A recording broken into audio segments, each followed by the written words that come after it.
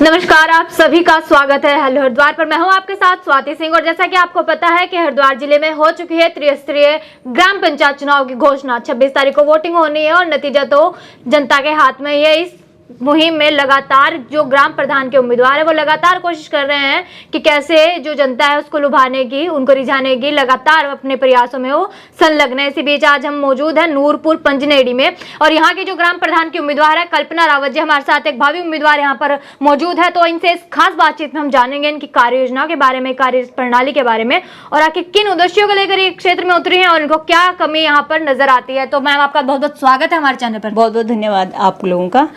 तो मैम सबसे पहला सवाल तो मेरा यही है कि आप समाज सेविका भी हैं, तो पहले तो आप अपने थोड़ा सा इंट्रोडक्शन दीजिए हमारे दर्शकों को कि आप किस किस क्षेत्र में पहले संलग्न रह चुकी हैं। सबसे पहले तो मैं अपने ग्राम पंचायत की जनता को प्रणाम करना चाहूँगी और मैं कई सालों से समाज सेवा से जुड़ी हूँ। ठीक है, मैं कई एनजीओ में भी काम कर चुकी जो समाज सेवा ही करते हैं। मैं जैसे गरीब बच्चे हैं जो पढ़ नहीं पाते थे उनको भी मैं हेल्प कर चुकी हूँ कई बार, है ना, मतलब उनको पढ़ाने में भी हेल्प कर चुकी हूँ। कई लड़कियों को मैं हेल्प कर चुकी हूँ और भाई किसी को कहीं काम नहीं मिलता तो मैं उन लेडीजों का मतलब बहुत वो कर चुकी हूँ, मतलब जहाँ तक मेरे से कोशिश होती है। काफी ज्यादा जो समाज से है वो भी आपने काम किया है।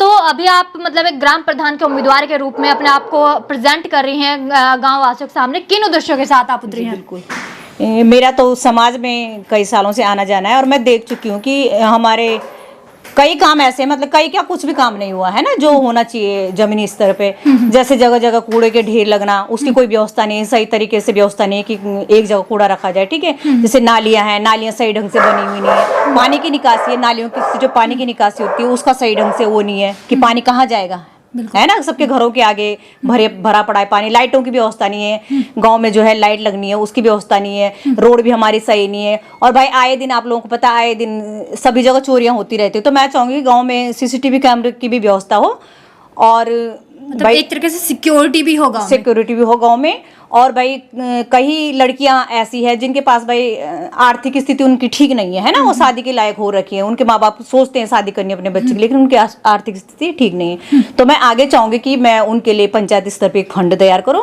ताकि उनको जो है थोड़ी सी मदद मिल सके। ठीक है, तो अभी आपने जैसे अपने उद्देश्यों के बारे में बताया, लेकिन कुछ जैसे पूर्व प्रधान के कुछ काम रहे होंगे, आपको कौन कौन सी कमियां नजर आई हैं? कौन से ऐसे कुछ कार्य हैं मेन जिनको आप फोकस करना चाहेंगे जो पहले नहीं हुए और आप जरूर करना चाहेंगी अगर आप ग्राम प्रधान का चुनाव जीत जाते हैं? बिल्कुल मैडम, ये जो मैंने आपको अभी काम बताया ये सारे ही नहीं हो पाए हैं। और जैसे हमारे भाई मैं कई घरों में मेरा आना जाना है, गरीब बच्चे हैं बेचारे 8th तक पढ़ते हैं, उससे आगे पढ़ ही नहीं पाते क्योंकि उनके पास है ही नहीं सुविधा, पैसे ही नहीं उनके पास, है ना। तो मैं चाहूंगी भविष्य में अपने ग्राम पंचायत स्तर पर मैं इंटर कॉलेज लाऊं। मैं क्या, सब लोग चलेंगे मेरे समाज के लोग, हम कोशिश करेंगे, बहुत कोशिश करेंगे और ला करके रहेंगे अपने यहाँ पर। और भाई गरीब बच्चे कुछ ऐसे थे जो पढ़ नहीं पाते हैं आगे, तो उनके लिए भी हम एक फंड तैयार करेंगे। बहुत बच्चे ऐसे होते हैं, मैं देख चुकी हूँ खुद, क्योंकि मैं खुद भी वो पढ़ा चुकी हूँ पहले, कि बहुत अच्छे होते हैं पढ़ाई में लेकिन वो पढ़ नहीं सकते हैं ना। तो हम एक पंचायत स्तर पे एक ऐसा भी फंड तैयार करेंगे कि उन बच्चों को आगे हेल्प मिले और वो बच्चे पढ़े। भविष्य में आपकी क्या योजनाएं रहने वाली है? और भविष्य में मेरी एक योजना है कि मैं ग्राम पंचायत स्तर पे एक एम्बुलेंस की व्यवस्था कराऊं, जिससे जो हमारा मरीज है वो थोड़े से उपचार के अभाव में उसके साथ कुछ गलत ना हो। और मैं भविष्य में ये भी चाहूंगी कि जिन गरीबों के पास घर नहीं है उनको घर की व्यवस्था, क्योंकि सरकार सारी योजनाएं देती है लेकिन वो योजनाएं क्या हमारी धरातल तक पहुंच नहीं पाती है ना। तो मेरा पूरा फोकस रहेगा इस बात की तरफ कि सारी योजनाएं जिनके लिए आती है ये योजनाएं उन तक ही पहुंचे। और दूसरा है हमारे यहाँ पर बारात घर नहीं है ना, तो मैं चाहूंगी कि यहाँ पर भी एक बारात जो है वो जनता को देना चाहेंगे क्योंकि एक महिला उम्मीदवार हमारे सामने है। जी, मैं जनता को यही मैसेज देना चाहूंगी कि भाई आप लोगों ने सारे उम्मीदवार देख लें तो एक बार एक महिला को जरूर मौका दें और महिला को भी आजमाएं कि महिला भी कुछ कर सकती है। जी धन्यवाद।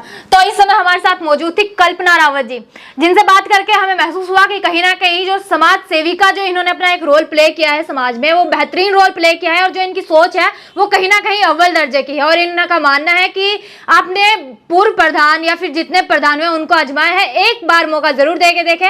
अपने गाँव का सर्वांगीण विकास चाहती हैं कि हर घर में जो बच्चा जो है जो अशिक्षित रह जाता है या किसी भी कारण से वो शिक्षा ग्रहण नहीं कर पाता है, उनको ये शिक्षित करने में अपनी अहम भूमिका निभाएंगी और पूरा समाज अगर इनका सहयोग करेगा तो ये आगे भी विकास के कार्यों में संलग्न रहेगी। ये जानकारी आपको कैसी लगी है कमेंट सेक्शन में कमेंट करके जरूर बताइएगा और ऐसी अन्य जानकारी पाने के लिए जुड़े रहिए हेलो हरिद्वार के साथ। नमस्कार।